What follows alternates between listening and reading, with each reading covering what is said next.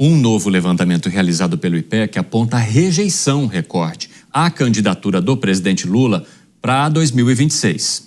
Vamos acompanhar na reportagem da Janaína Camelo. Pesquisa divulgada neste sábado pelo IPEC mostra que 62% dos eleitores são contrários à reeleição do presidente Lula. No último levantamento, divulgado em novembro do ano passado, o índice era de 57%. A maior rejeição a um quarto mandato de Lula está entre os que recebem mais de 5 salários mínimos, com 70% dos entrevistados.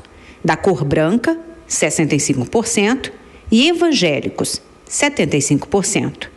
Aos que responderam que Lula não deve se candidatar em 2026, a pesquisa perguntou por qual motivo. De forma espontânea, 36% responderam que Lula não está fazendo um bom trabalho. Para 20%, a razão é porque Lula seria corrupto e desonesto. 17% disseram que o motivo é a idade avançada do presidente. 11% responderam que Lula já teve a sua chance, pois já está em seu terceiro mandato. 9% disseram que não confiam ou não simpatizam com Lula. 7% defendem que deve haver renovação no cargo de presidente, com novas figuras ocupando a presidência. 5% acham que Lula não é um bom presidente. Outros 5% apontam o aumento de impostos e alta de preços. 3% responderam que Lula prometeu na campanha não se candidatar novamente. 2% citaram a alta da inflação. Outros 2% disseram que Lula não cumpre o que promete. 1% disse que Lula não trabalha pelos pobres e cita cortes em benefícios sociais.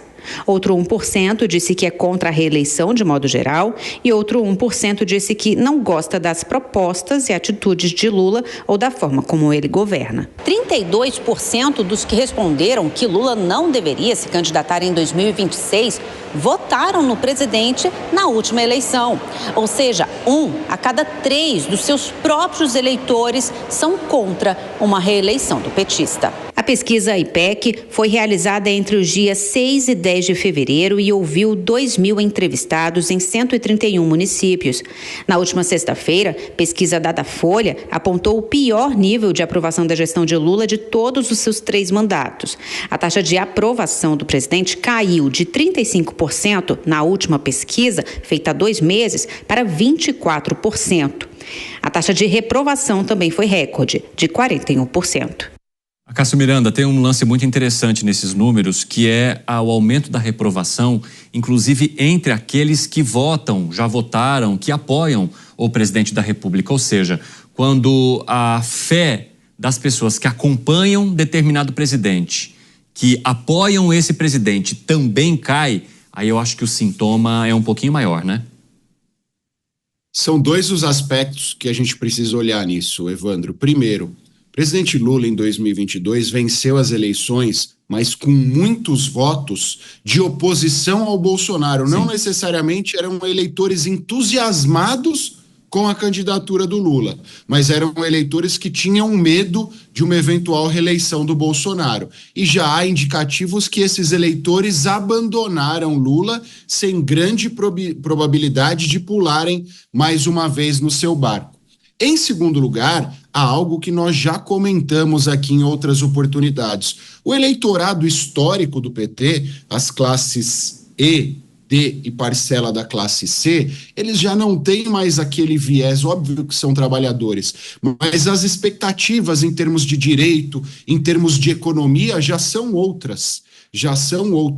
Tanto que nas eleições municipais foram divulgados dados dizendo que os jovens destas faixas sociais pretendem empreender e não tem mais aquela preocupação com a carteira assinada. Então o discurso do Lula já não condiz com o discurso ou com as vontades do seu eleitorado. Não à toa é sintomático na pesquisa também que aqueles que historicamente o apoiavam não apoiam mais. E há um último fator que é a dificuldade em tratar com o eleitorado evangélico. Hoje, as comunidades, elas têm muito peso do eleitorado evangélico. E o Lula não consegue dialogar com esse eleitorado e tem muita dificuldade, inclusive, em dialogar com os líderes desta base eleitoral. E tem aspectos interessantes nessas duas pesquisas que mostramos na sequência, né?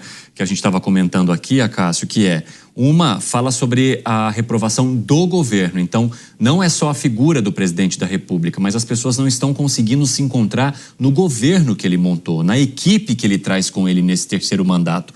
Já a segunda pesquisa coloca uma reprovação em relação à figura do Lula numa próxima ou possível candidatura. Ou seja, tanto o governo como o bloco, como a figura de Lula, têm olhares de desconfiança de parcela da população.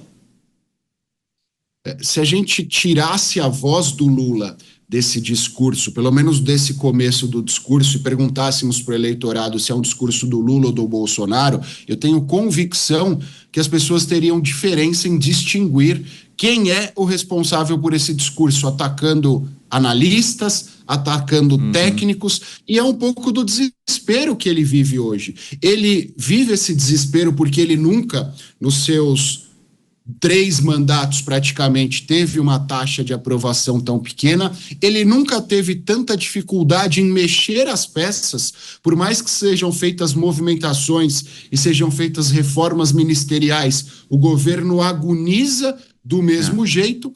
E a gente sabe que alguém que foi presidente da República por 8 anos está no seu terceiro mandato, obviamente é alguém que tem uma opinião sobre si mesmo bastante inflamada. E a partir do momento que depois de tudo isso ele enfrenta esses índices negativos, é natural que um pouco mais idoso, com um pouco menos de paciência, ele encare isso de outra forma. E é um pouco do que, eu sou São Paulino, nós vivemos no Tricolor há uns anos atrás. Por pior que estivesse o time em campo, você olhava para o banco de reservas, era ainda pior. É o que acontece no governo federal nesse momento.